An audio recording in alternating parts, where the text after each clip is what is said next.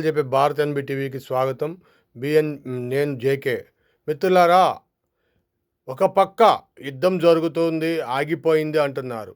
రెండో పక్క దేశంలో అనేకమైన దొంగ నోట్లు చలామణి అవుతున్నాయి అంటున్నారు.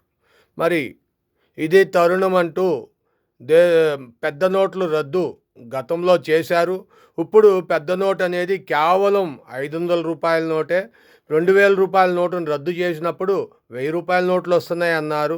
కొంతమంది ఏకంగా 750 రూపాయల నోటు రిలీజ్ అయిపోతుందని చెప్పి రకరకాల పుకార్లు వచ్చినాయి. 350 రూపాయల నోట్లు అని రకరకాలుగా పుకార్లు తీసుకొచ్చారు.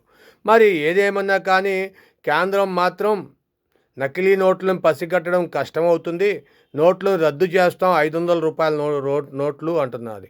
మరి ఇది ఎంతవరకు నిజమో తెలియదు కానీ జాగ్రత్త పడండి. దొంగ నోట్లు ఉన్నాయి. పెద్ద నోట్లు రద్దు సంగతి పక్కన పెట్టేసి దొంగ నోట్లు చలామణి ఎక్కువ అవుతున్నాయి కాబట్టి ఇక దొంగ నోట్ల మీద జాగ్రత్తగా గమనించి డబ్బులు తీసుకునేటప్పుడు చేయండి. ఇప్పటికే భారత జీడిపి పడిపోయింది.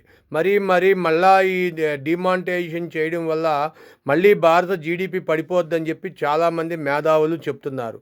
మరి ఏది ఎలాగుంటుందో కానీ ఇక నుండి 100, 50, 20, 10, 200 రూపాయల నోట్లే చలామణిలోకి ఉంటాయని అంటున్నారు. మరి ఇది అంతా ఎంతవరకు నిజమో మీ విలువైన అభిప్రాయాలు కామెంట్ రూపంలో తెలియచేయండి. ఒక లైక్ ఇవ్వండి, 10 మందికి షేర్ చేయండి. Thank you for watching our channel. Thank